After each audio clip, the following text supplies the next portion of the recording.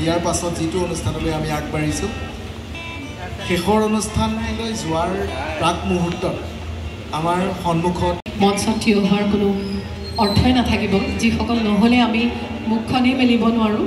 গানত সুৰেই দিব নোৱাৰোঁ সেইসকলে আচলতে তেখেতসকলৰ ছাপৰ্টতে আমি গৈ থাকোঁ গান গাবলৈ গতিকে সেইসকল আমাৰ মৰমৰ আৰু শ্ৰদ্ধাৰ শিল্পী আমাৰ তবলাত আছে অমৰজ্যোতি শৰ্মা দাদু গীটাৰত আছে সমৰজ্যোতি শৰ্মা পাপু মোৰ প্ৰাণৰো প্ৰাণ মোৰ গানৰো গান মোৰ দেশ মোৰ প্ৰাণৰো প্ৰাণৰ মোৰ গানৰো গানৰ মোৰ দেশ মোৰ প্ৰাণৰো প্ৰাণৰ মোৰ গানৰো গানৰ মোৰ দেশ মোৰ প্ৰতিটো কামে মোৰ প্ৰতিটো চিন্তাই এই দেশৰ বুকুত ৰচি হয় স্মৰণি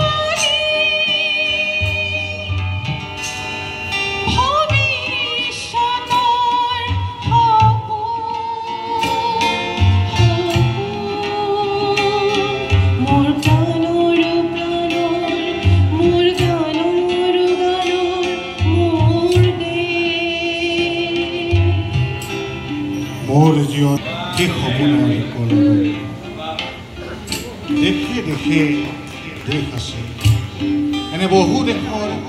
ধৰণে ধৰণে মই ঘূৰিছোঁ বহু বন্ধুৰ সতে হাতে হাতে হাত ধৰি ঘূৰিছোঁ কেতিয়াবা সাগৰ তলি কেতিয়াবা সাগৰ পাৰত কেতিয়াবা খেজুৰ তলত নতুবা পাহাৰ তলি ঘৰতে জিৰাইছোঁ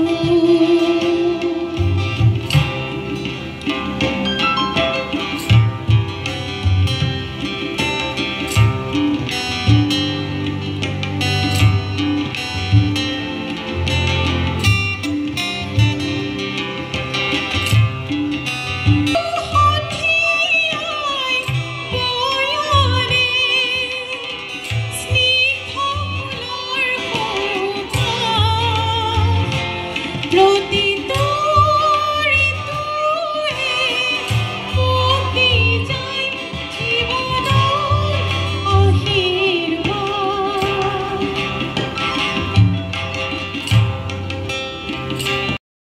মানুহ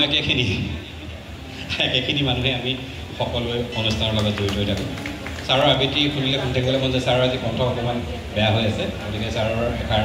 বাণীৰে কথাৰে আজি তেখেতক আমি মঞ্চৰ পৰা বিদায় দিম আজি হিৰোদাৰ দিনৰ এই অনুষ্ঠানটো আজি নহয় আজি বহুত বছৰ ধৰি যোৰহাটৰ সুবাস বঢ়াই আহিছে এই অনুষ্ঠানটোৱে আৰু আমাৰো সৌভাগ্য ঘটিছে এনে এটা অনুষ্ঠানৰ সুগন্ধি যোৰহাটবাসী আজি বহুত বছৰৰ পৰা লৈ থাকিবলৈ সক্ষম হৈছে ই অকল আনন্দই নিদিয়ে অনুভূতিয়েই নিদিয়ে ইয়াৰ পৰা এগৰাকী মহান অসমীয়া কবি জৰিয়তে আমি আমাৰ উঠি অহা প্ৰজন্মক আমি কেনেকৈ উদ্বুদ্ধ কৰিব পাৰোঁ তাৰে প্ৰয়াস কৰিছে জ্যোতি ষ্টেট ক্লাবে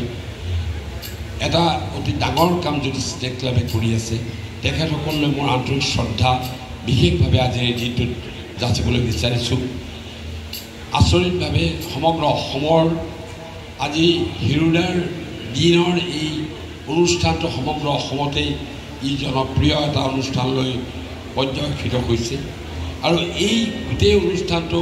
আজি প্ৰায় 20-25 বছৰৰ আগত যোৰহাটৰ কেইগৰাকীমান ব্যক্তি আজি আমি ইয়াত বহুতখিনি দেখিলোঁই শিক্ষকসকলক মই ধন্যবাদ জনাইছোঁ আৰু এনেই ভৱিষ্যতৰ যাতে আমাৰ এই চিন্তাই হওক গুণীসকলৰ হওক চিন্তা চৰ্চাৰ যোগেদি দেৱালৈ অলপ পুনৰবাৰ ধন্যবাদ ধন্যবাদ আমি আপোনাক আসন গ্ৰহণলৈ অনুৰোধ জনাইছোঁ আমি মঞ্চলৈ আমন্ত্ৰণীয়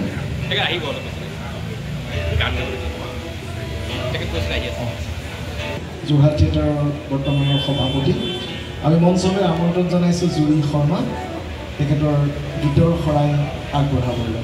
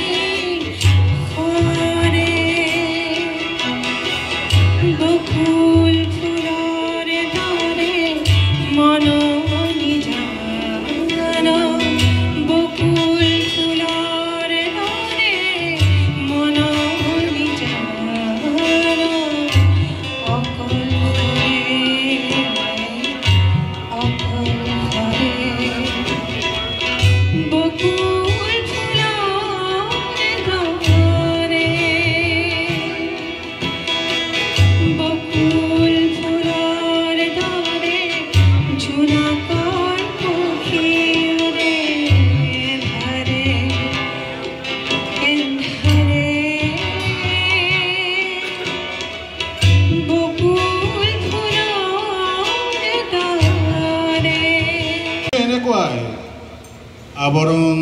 খুলি হৃদয় চূড়া আবরণ খুলি হৃদয় চূড়া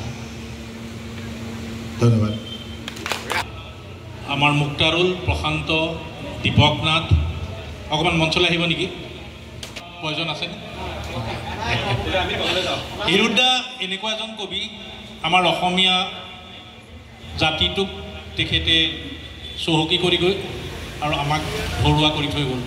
আমি যে ইয়াত গোট খাইছোঁ তেওঁৰ হৈ কিবা এটা কৰিছোঁ আমি ধাৰ মৰাৰ অকণমান চেষ্টা চলাইছোঁ গতিকে মই এইসকলক ধন্যবাদ নজনাওঁ শলাগ নজনাওঁ তেখেতসকলে নিজৰ হিৰুদাৰ প্ৰতি থকা মৰম হিৰুদাৰ প্ৰতি থকা আগ্ৰহৰ বাবে আজি এনেকৈ দেহে গেহে খাটি অনুষ্ঠানটো সফল কৰিছে মই আমাৰ চিনে ক্লাবৰ বাকীসকল সদস্যকো শলাগ জনাব বিচৰা নাই কাৰণ তেখেতসকলেও এটা আন্তৰিক তাগিদাত আহি আজি উপস্থিত হৈছে যিসকলৰ সেই হিৰুদাৰ প্ৰতি শ্ৰদ্ধা আছে হিৰুদাৰ সেই ধাৰ মৰাৰ আশাৰে আহি ইয়াত উপস্থিত হৈছে তেখেতসকলকো মই শলাগ জনাব নিবিচাৰোঁ প্ৰায় 30-32 বছৰৰ আগৰ পৰাই যোৰহাটত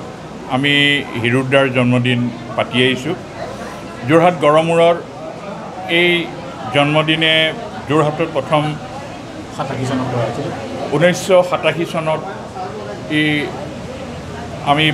জন্মদিন পাতিবলৈ ল'লোঁ আৰু তাৰ পিছৰ পৰাই যোৰহাটত সংগঠিত ৰূপত যোৰহটীয়া ৰাইজে অতি আন্তৰিকতাৰে এইগৰাকী কবিৰ জন্মদিন যোৰহাটত উদযাপিত হৈ আহিছে আৰু যোৱা সময়সমূহত বিভিন্ন দিশৰ নিত্য নতুন ধ্যান ধাৰণাৰে এয়া দিৱসৰ আয়োজন হৈছে, য'ত বিভিন্ন দিশৰ অসমৰ বিভিন্ন গুণী জ্ঞানী ব্যক্তিয়েও ইয়াত অংশগ্ৰহণ কৰি এই অনুষ্ঠানটিক এটা নতুন মাত্ৰা প্ৰদান কৰিছে। আৰু আজিৰ অনুষ্ঠানৰ সফলতাই এই কথা প্ৰতীয়মান কৰে যে যোৰহাটৰ জনজীৱনত সদায়েই হিৰুদা এক অনন্য হৈ থাকিব আৰু হিৰুদা মানুহৰ প্ৰতি যিটো দায়বদ্ধতা, এই দায়বদ্ধতাক যোৰহাটে সদায় আন্তৰিকতাৰে স্বীকাৰ কৰি থাকিব।